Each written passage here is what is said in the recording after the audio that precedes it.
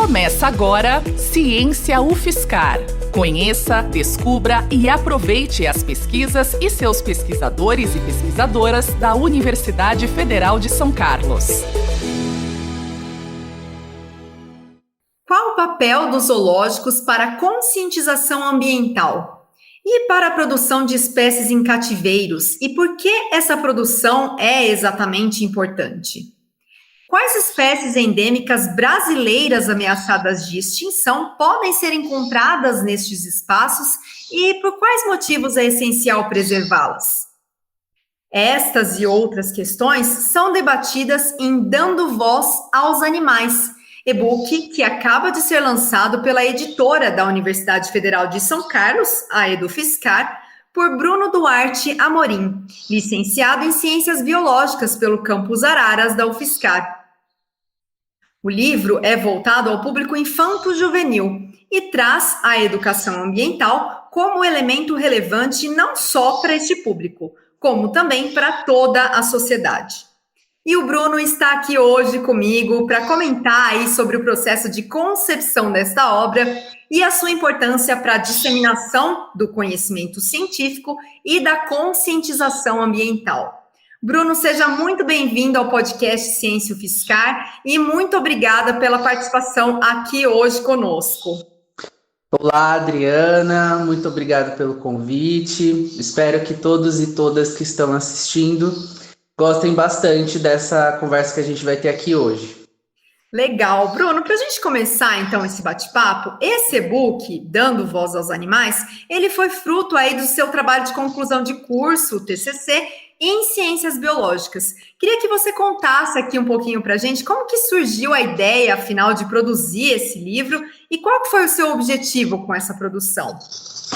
Bom, eu fazia licenciatura em Ciências Biológicas na UFSCar, né, do Campus Araras, e no meu último ano de curso eu precisava fazer o trabalho de conclusão de curso. Eu não tinha muito a ideia do que fazer, que eu gostava bastante de várias áreas da biologia. A gente sabe que ciências biológicas tem uma ampla parte aí com disciplinas. E a ideia mesmo de fazer o livro surgiu na van. Então, no período aí de trajeto, né? Porque eu moro em Americana e eu ia todos os dias para Araras. E aí, na volta de um desses dias, eu estava conversando com os meus colegas e eles deram a ideia. Você gosta bastante de conversar, de contar histórias, por que você não escreve um livro? E naquele momento a gente deu risada, falei assim, jamais, né, que eu vou escrever um livro. Mas aquilo foi assim a sementinha, porque eu comecei a pensar muito naquilo. Por que não?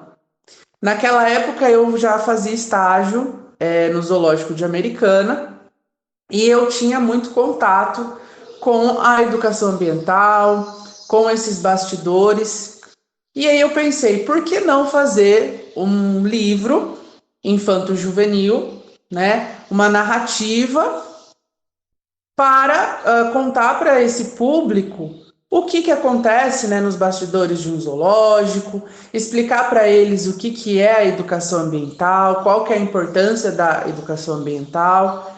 E aí foi aonde que eu procurei meu orientador, conversei com ele e disse para ele que o objetivo do livro era, de fato, sensibilizar o público quanto à importância de espaços sérios, né, de zoológicos, aquários e espaços aí que acabam, então, visando a conservação e a educação ambiental. E aí, a partir daí, a gente começou uma pesquisa para, de fato, produzir esse livro. Muito legal, né, Bruno? Legal você contar aqui para a gente que essa ideia surgiu justamente da sua vivência, tanto pessoal como acadêmica, e esse contato com os colegas, que é tão rico também, né? Muitas vezes para fazer pesquisa, para fazer trabalho de conclusão de curso, a gente pensa que é só ficar imerso em vários livros e estudando, claro, essa parte é essencial e muito importante, mas toda essa interação com os colegas, essa socialização, vamos dizer assim, também é muito importante nesse processo, né? É bem Sim. Muito legal. Bruno, então a obra ela é voltada aí ao público infanto-juvenil e ela utiliza uma linguagem simples e de fácil entendimento. Ele mescla aí uma linguagem literária com a linguagem informativa. Queria que você nos contasse mais sobre essa linguagem que você usou aí ao longo dos capítulos e por que você optou por ela. Bom, a gente tem então uma obra que é voltada para o público infanto-juvenil, mas pode ser para qualquer pessoa, né? Então, pensando nisso, eu optei por uma linguagem literária e também uma linguagem mais informativa, por se tratar de uma linguagem mais acessível, né?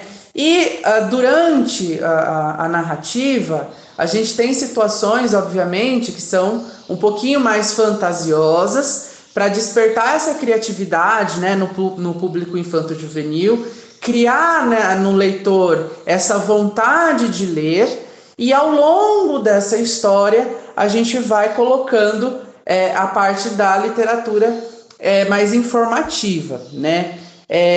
Eu optei por esse tipo de escrita justamente porque eu achei que foi uma forma de transpor os conteúdos, né, que a gente vê na universidade, os conteúdos científicos, para a população que nunca teve acesso a esse tipo de conteúdo.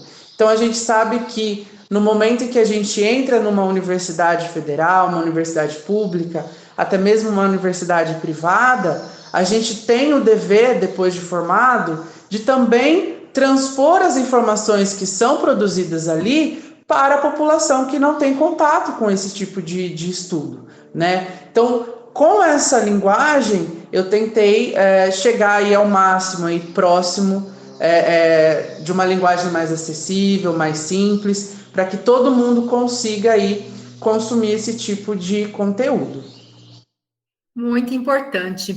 O seu livro, Bruno, ele une então aí um entretenimento, uma história, mas também com conhecimento, né? Não foi apenas assim uma história contada, ela envolveu pesquisa, busca de informações de qualidade e ciência. Como que foi esse processo e os cuidados que você teve para que essa obra ela tivesse aí todo esse embasamento científico? Bom, primeiro eu tive a consulta de alguns livros. Então, eu consultei a Biologia da Conservação, a Economia da Natureza e o Livro Vermelho da Fauna Brasileira Ameaçada de Extinção. Então, nesse caso do último livro, eu consultei o livro da parte de aves, da parte de mamíferos, né? São livros, assim, que dão uma margem de pesquisa para animais, para questões de conservação, de comportamento. E, ao mesmo tempo, lembra que eu estava fazendo estágio no zoológico, né, aqui da minha cidade. Então, foi um momento em que eu passei a observar com mais cuidado alguns comportamentos de algumas espécies. Legal, muito importante todo esse embasamento científico, a sensação que as pessoas elas estão aprendendo de uma forma mais lúdica, né, inserindo aí numa história, mas não deixa de ter conhecimentos super pertinentes.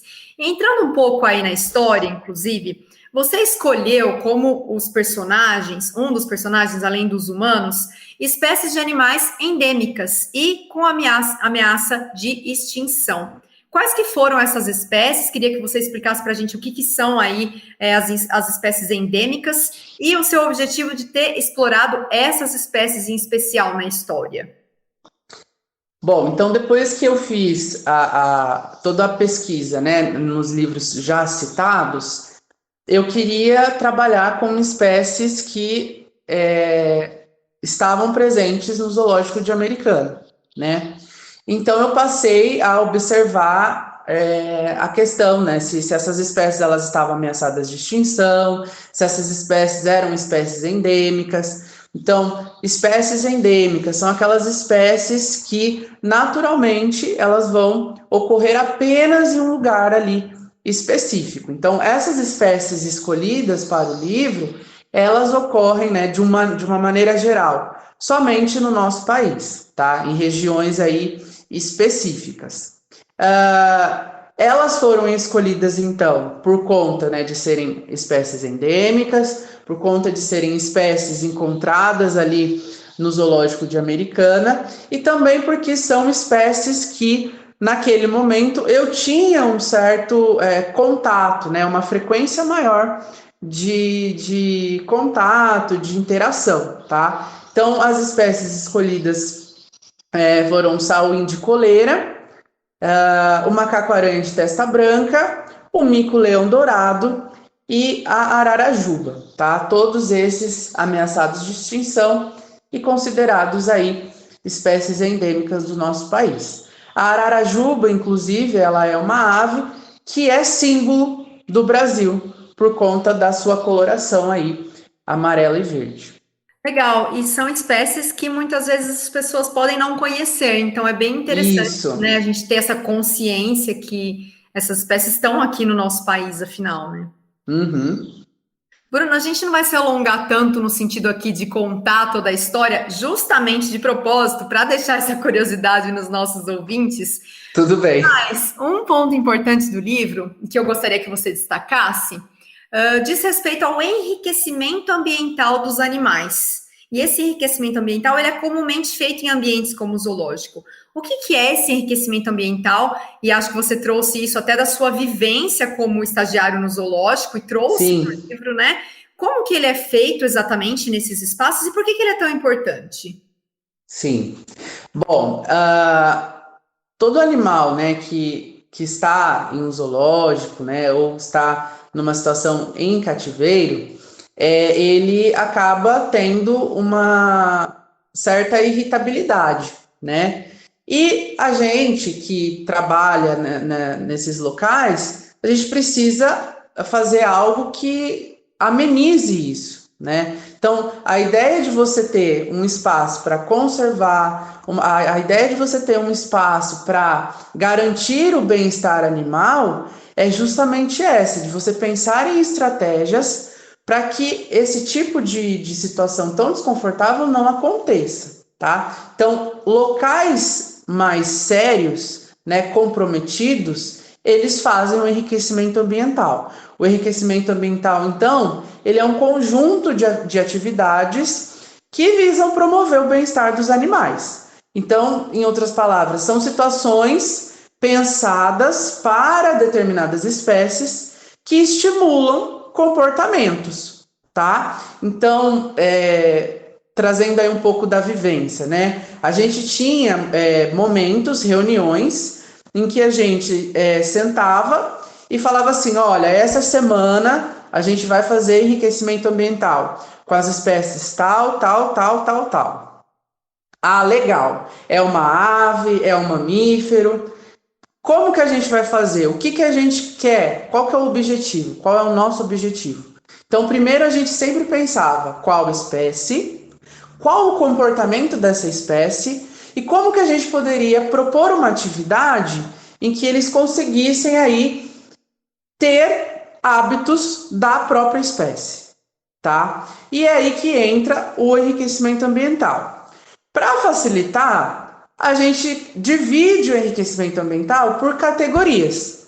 Mas quando você aplica o enriquecimento ambiental em um recinto com uma espécie, a gente diz que em um enriquecimento ambiental pode ter várias categorias acontecendo, tá? Então, só a título de curiosidade, a gente tem o enriquecimento alimentar, que basicamente você, num zoológico ou em outros espaços, esses animais eles sempre vão receber o alimento em bandejas.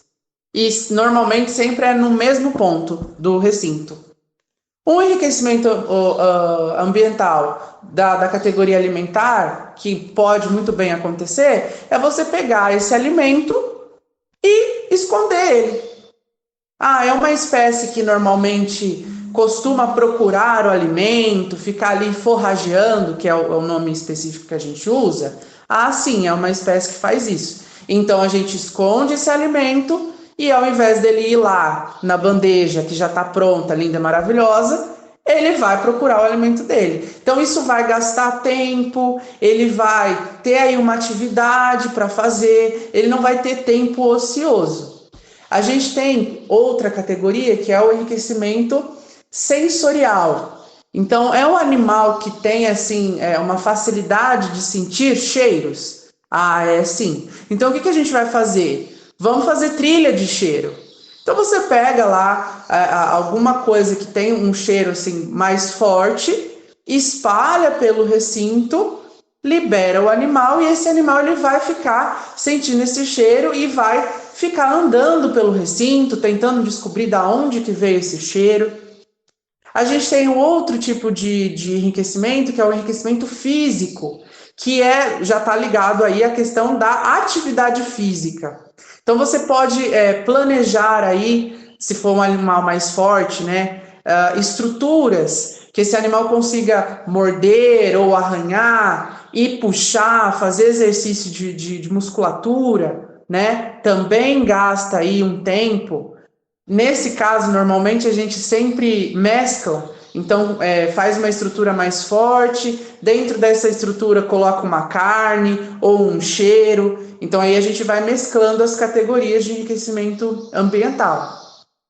E as duas últimas é o enriquecimento social, que basicamente alguns zoológicos já trabalham com isso, que é você ter dentro de um mesmo recinto espécies diferentes. Às vezes tem zoológicos que são separados, por exemplo, por biomas. Ah, daquele lado lá é o bioma do Cerrado. Então vai ter um recinto maior com espécies do Cerrado. Isso também é um tipo de enriquecimento social, né?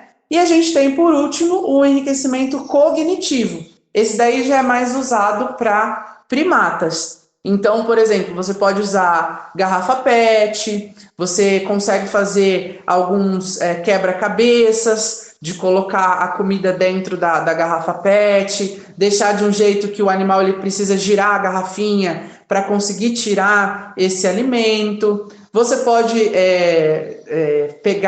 fazer como se fosse um embrulho de presente e colocar dentro desse embrulho comida, coisas diferentes para eles, né? Depende bastante da espécie de primata, mas é mais voltado para esse grupo, né? É uma parte mais assim cognitiva mesmo de pensar.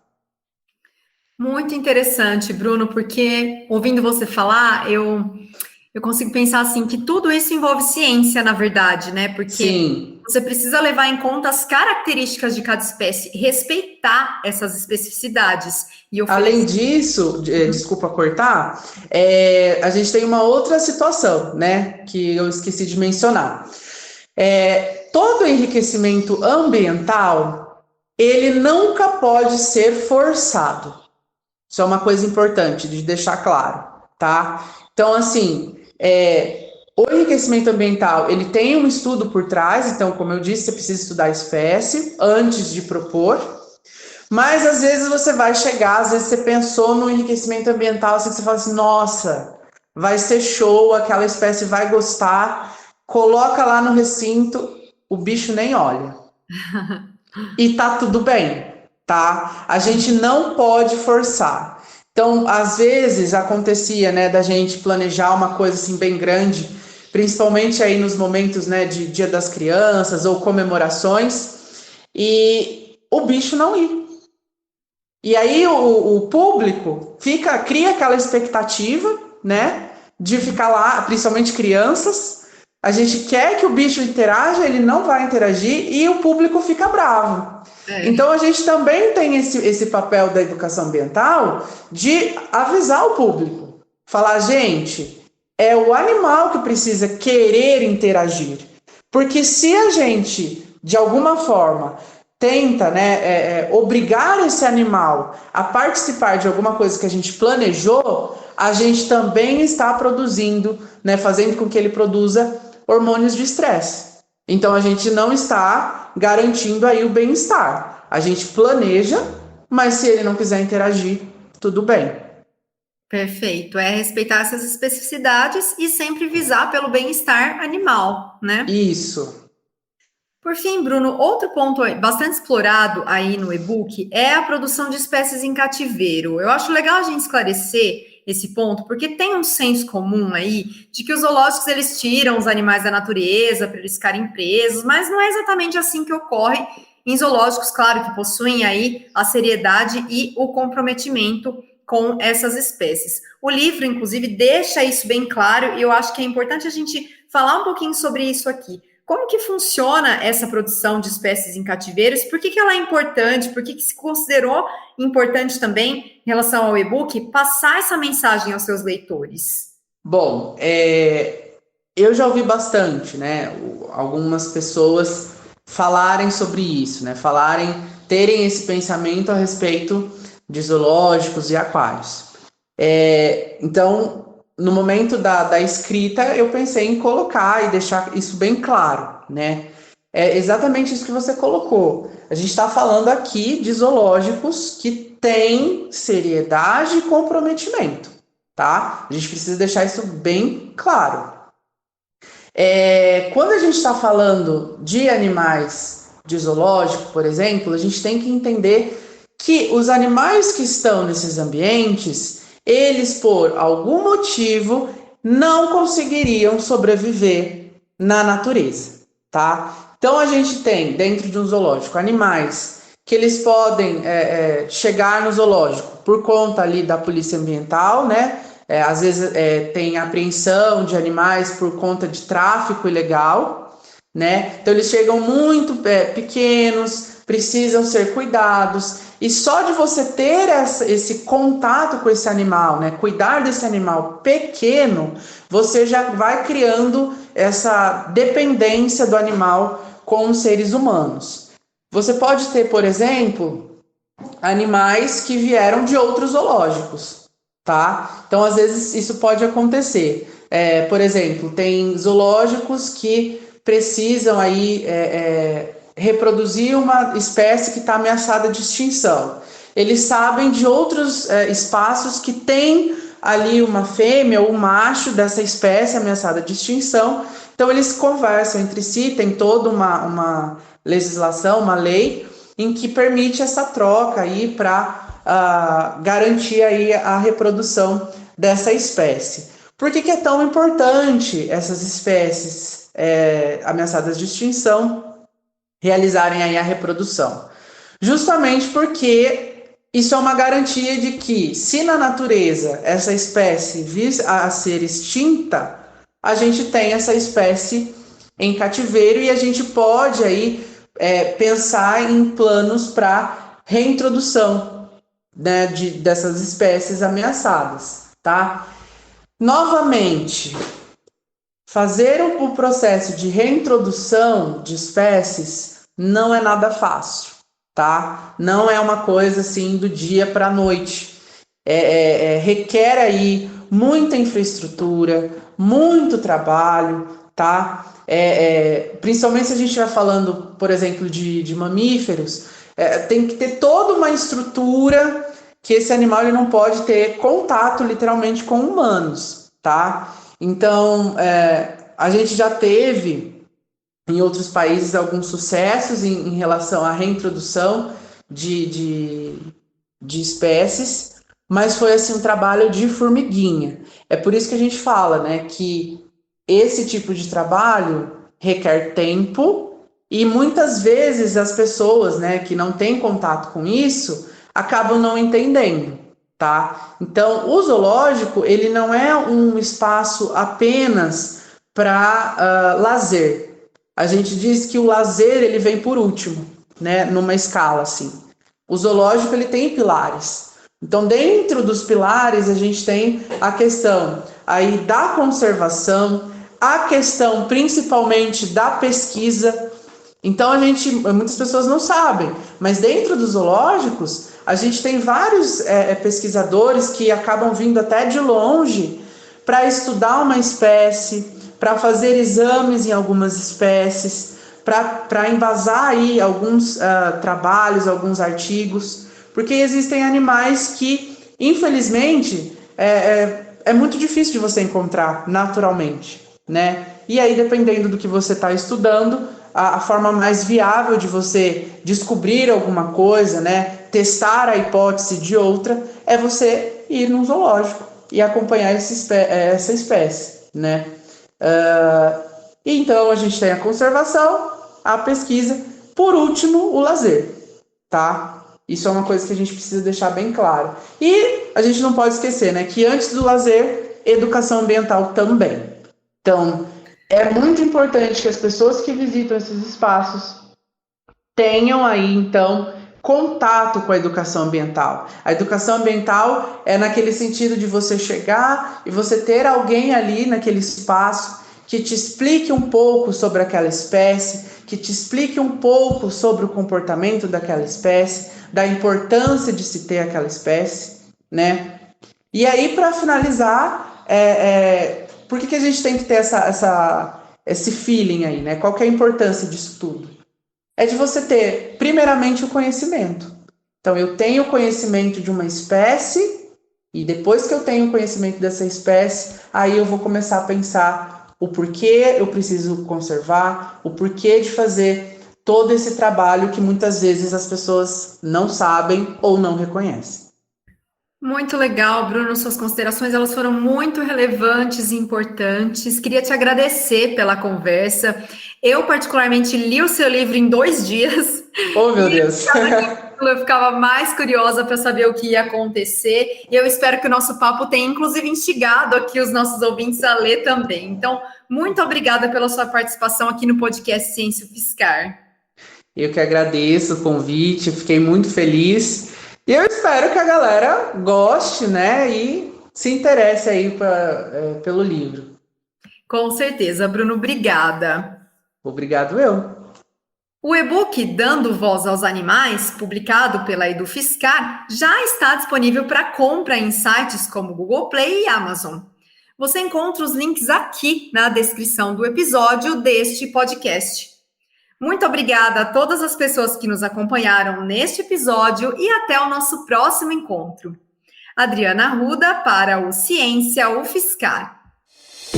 Você ouviu Ciência UFSCar, uma produção do Instituto da Cultura Científica em parceria com a Rádio UFSCar. Acompanhe as últimas notícias sobre o conhecimento produzido na universidade no Twitter em @ciência_UFSCar.